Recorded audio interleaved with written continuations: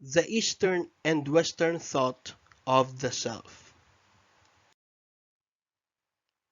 The most controversial discussion in the history of culture is the distinction between the Western and Eastern thought concerning the self. Nonetheless, their differences focus on the philosophical perspective of the self. The rest are just supplementing of information to understand more deeply the concept of the self. The self in Western thought is primarily focused on how an individual thinks rationally concerning himself. As discussed in the previous, the different perspectives of the self are on the existence of his own, while on the Eastern thought is on the others of the self. Hence, in this topic, the discussion will rely more on the Eastern thought and less with the Western thought. One of the most influential philosophers in the East, specifically China, is Confucius. For him, the self is the main focus of his writings, but the ethical principle in which the others is the main reason why the self exists. Thus, the self can be fully self if he treats others how he treats himself. Other topics to be discussed are Buddhism and Taoism.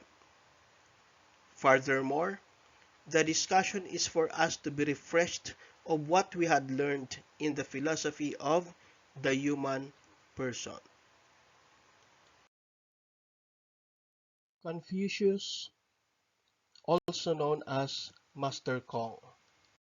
Confucius is a philosopher and a teacher that is best known as the founder of Confucianism.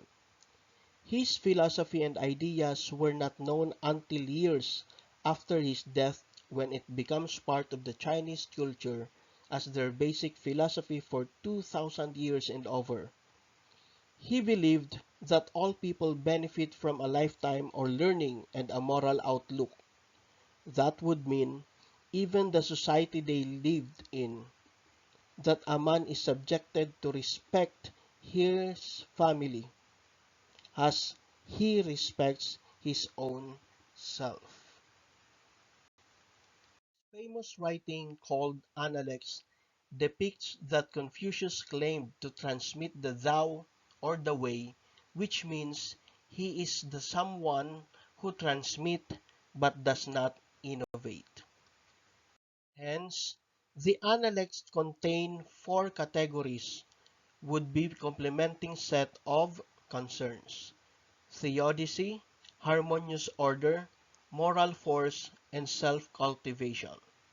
But concerning the self, the focus will be on the self-cultivation.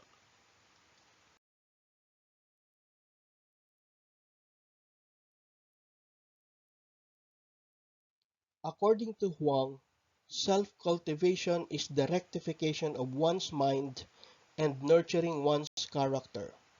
In other words, self-cultivation does not referring only to rectify the mind and nurture the character, but through the learning process in which the learner must have the ability to commit to study, to improve oneself by being faithful in observing rituals, to live ethically according to the principle of truth, and submission of the self to be guided by a teacher. Thus, oneself, according to Confucius, must concentrate on loyalty and trustworthiness and always follow what is right. That is the only way to uphold virtue, or it is called the constant virtue, that is, the ethical principles in ancient China. Virtues. What is virtue according to Confucius? Virtue according to him can be described with the 5 behaviors of a gentleman: benevolence, righteousness, ritual propriety, wisdom, and trustworthiness. The virtue of benevolence, or charity and humanity. One must act with kindness, that is, by treating others well, with love, by being passionate and making relations with others valuable, and social intelligence, that is, by being conscious of the experiences of self and others. The virtue of righteousness, honesty, and uprightness may be broken down into zong, doing one's best, consciousness, or loyalty, and shu, the reciprocity, altruism, consideration for others, and Confucius' early version of the Golden Rule: what you don't want yourself, don't do to others. The virtue of ritual propriety, correct behavior, good manners, politeness, and ceremony. This virtue includes how to manage the self through social interactions. The main feature here is for the self on how to respect others as to respecting the self. The virtue of wisdom, knowledge. One must be creative, curious, open-minded, love of learning, and having a rational perspective of everything. In other words, one must have the acquisition in thinking more innovative and in a novel way, being thirst in learning new skills, and provide wise counsel to others. The virtue of trustworthiness, faithfulness, and integrity. This virtue is not an easy one to develop in oneself, for it is difficult to sustain action in authentic, truthful, and genuine manner. Through that, one must acquire or embrace the virtue of embracing the challenge and difficulty in life.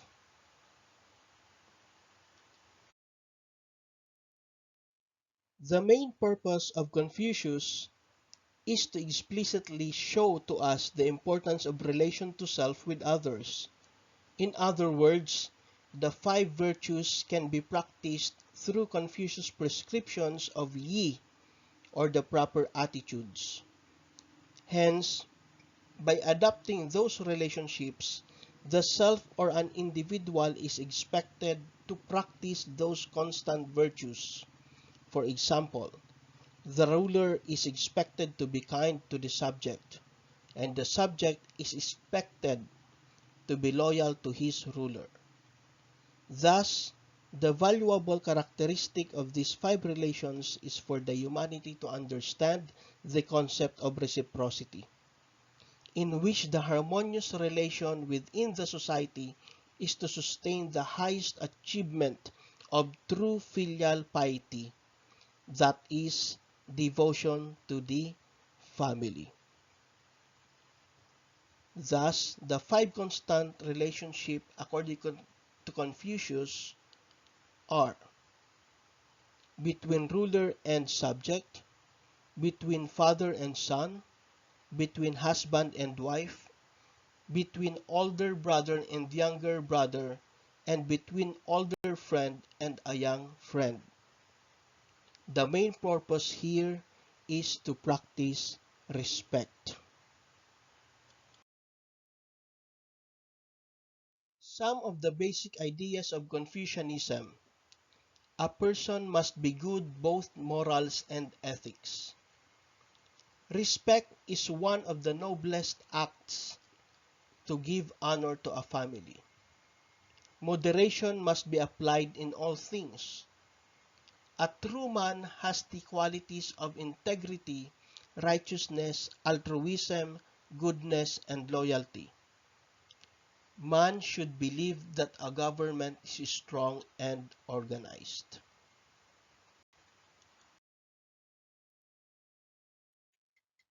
Lao Tzu is the founder of Taoism.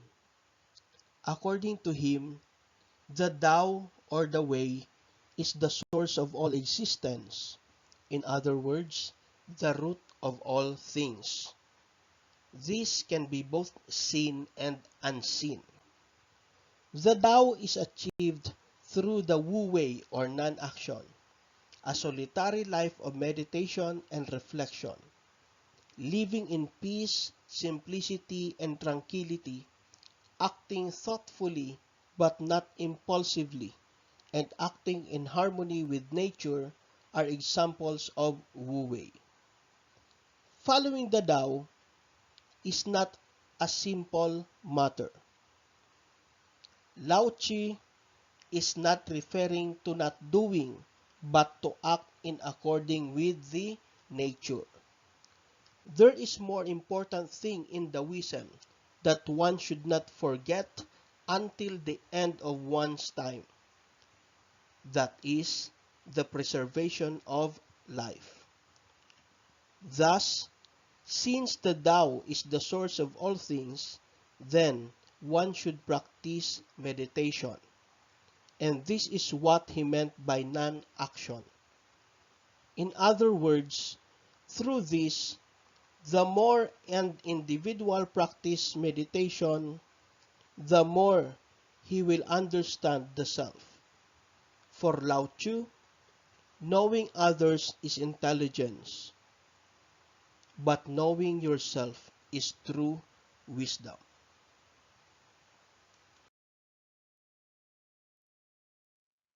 Siddhartha Gautama is the founder of Buddhism. According to the history.com, the teachings of Buddha, that is, the Dharma, that all Buddhists must obey the five moral precepts.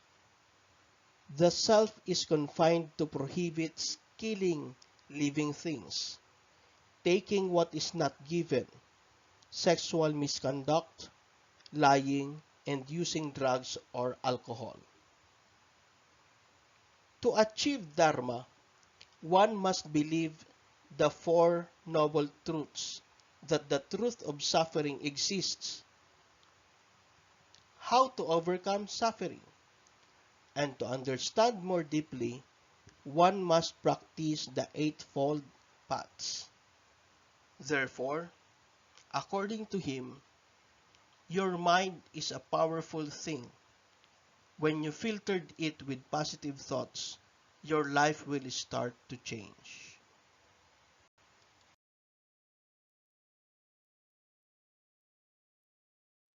Conclusion. With those three founders, we can see that the focus of their teachings is mainly on the self towards the other. In other words, though they have different ethical principles, they are but one domain in a sense. They give more importance to how to respect others as one respects his. Unlike the Western thought of the self, is the self itself. Therefore, the thought between those regions is a dichotomy in terms on how the concept of the self that has been interpreted. But that doesn't matter because the most important thing here is that we understand how those regions think rationally when it comes to the interpretation of the self.